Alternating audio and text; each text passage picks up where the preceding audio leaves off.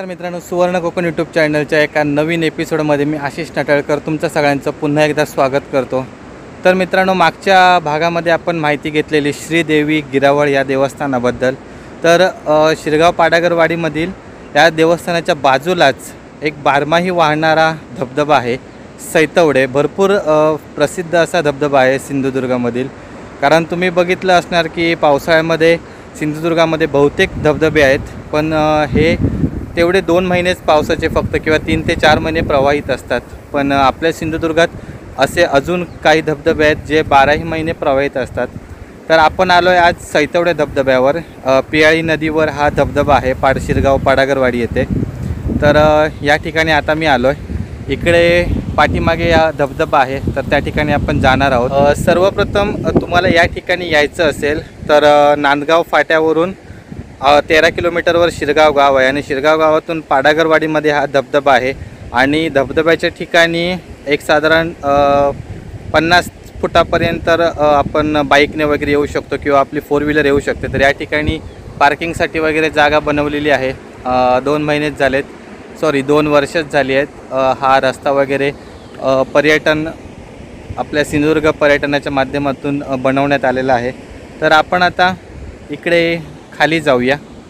तर या ठिकाणी जाण्याचा रस्ता जरा डेंजर आहे, तुम्ही इकडे बघा।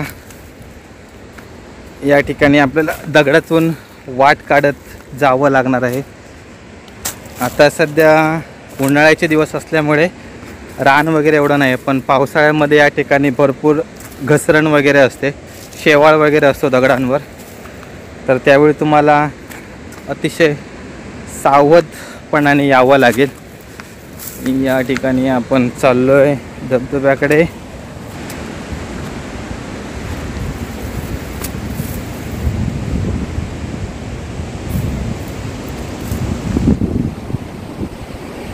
वाव, मला पहिलाच व्ह्यू मिळाला या ठिकाणी। हा बघा, इकडे या साईडला हा धबधबा आहे आणि इथून भरपूर खोल आहे। आपल्याला आता त्या ठिकाणी जायचं नाही, आपण दुसऱ्या बाजूने जाऊया। या ठिकाणी हे दगडाची हाईट जास्त असल्यामुळे शक्यतो उड्या वगैरे मारताना जरा गोंधळ होतो। मी आता चाललो आहे धबधब्याच्या इथे। आपल्याला पूर्ण खालीपर्यंत जाता येणार नाही आहे, पण आपण वरून त्याचा मस्तपैकी असा व्ह्यू घेणार आहोत। इकडे बघा, तुम्हाला आवाज येतोय की नाही मला माहिती नाही आहे, कारण धबधब्याचा आवाज भरपूर जास्त आहे, पाण्याचा आवाज। या ठिकाणी हा धबधबा आहे आणि या धबधब्याच्या वरतीच श्रीदेवी गिरावळ देवस्थान आहे। आणि त्याच्यानंतर बरोबर एक 50 ते 100 फुटावर हा धबधबा आहे। आणि आता सध्या पाणी कमी आहे, म्हणजे साधारण 25% पाणी आहे आता। पण ज्यावेळी पावसाळा असतो त्यावेळी हा पूर्ण दुथडी भरून ही नदी वाहत असते पियाळी। आणि या ठिकाणी खाली हे नदीचं पात्र। या ठिकाणी जर तुम्ही शक्यतो आलात तर पोहायला वगैरे अजिबात उतरू नका, अतिशय धोकादायक असा हा धबधबा आहे। पोहण्यासाठी वगैरे तुम्हाला यायचं असेल तर या ठिकाणची जे स्थानिक माहितीगार व्यक्ती वगैरे असतील तर त्यांना घेऊनच, आणि या धबधब्याच्या ठिकाणी देखील तुम्हाला यायचं असेल तर स्थानिक व्यक्तींना घेऊनच तुम्ही या इथे, कारण भरपूर असा धोकादायक आहे हा धबधबा। आता आपण अजून खालच्या बाजूला चाललो आहे, तर तिकडून बघूया आपल्याला कसा व्ह्यू मिळतो आहे ते। या ठिकाणी भरपूर गवत वगैरे वाढलं आहे। इकडून परत वरती जाणार आहोत।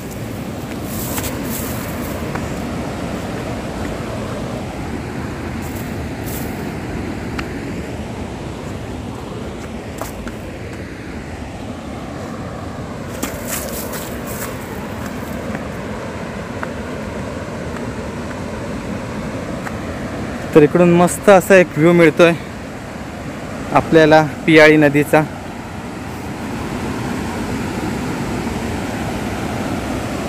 आणि या ठिकाणी इकडे धबधबा आहे, ही पूर्ण अशी खिंड आहे, दोन्ही बाजूला दगड वगैरे आहेत, कातळ आहे।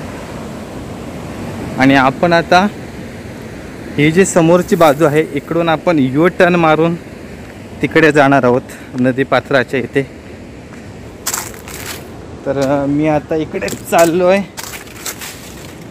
भरपूर डेंजर आहे या ठिकाणी. आता आम्ही या ठिकाणी लहानपणापासून येतो त्यामुळे आम्हाला इथली माहिती आहे. तुम्हाला यायचं असेल तर या ठिकाणचा जो कोण माहितगार व्यक्ती असेल त्याला घेऊनच यावं लागेल. आणि पावसामध्ये तर भरपूर या ठिकाणी घसरण असते त्यामुळे शक्यतो आणि एवढ्या खाली पण तुम्हाला यायला भेटत नाही. कारण इकडे हा मागे खडक वगैरे आहे. इकडे संपूर्ण पाणी वगैरे असतं. तुम्ही आलात तर मगाशी आपण ज्या वरच्या ठिकाणी होतो तिथपर्यंत आपण येऊ शकतो या ठिकाणी. आणि इकडे आहे नदीचं पात्र.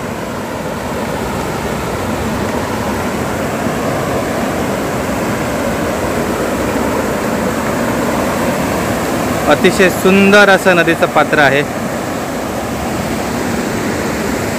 आणि या ठिकाणी समोर हा सैतवडे धबधबा.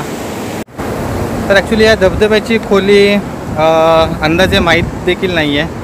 प्रॉपर अशी माहिती मिळू शकलेली नाही आहे या धबधब्याविषयी, खोलीविषयी. हा धबधबा 12 महिने प्रवाहित असतो. तर मित्रांनो, आमचा हा व्हिडिओ तुम्हाला कसा वाटला हे आम्हाला नक्की कळवा. आणि त्याचसोबत सैतवडा धबधब्याला नक्की एकदा भेट द्या. आणि या ठिकाणी तुम्हाला यायचं असेल तर शक्यतो कोणतरी जाणकार व्यक्ती या ठिकाणची त्यांनाच घेऊन या. शक्यतो माहिती वगैरे नसताना येऊ वगैरे नका. आणि नंतर इथे पोहण्याचं वगैरे धाडस चुकूनही करू नका. पोहण्यासाठी वगैरे या धबधब्याच्या खालीच एक जागा आहे, पण माहिती नसल्याशिवाय त्या ठिकाणी येऊ नका.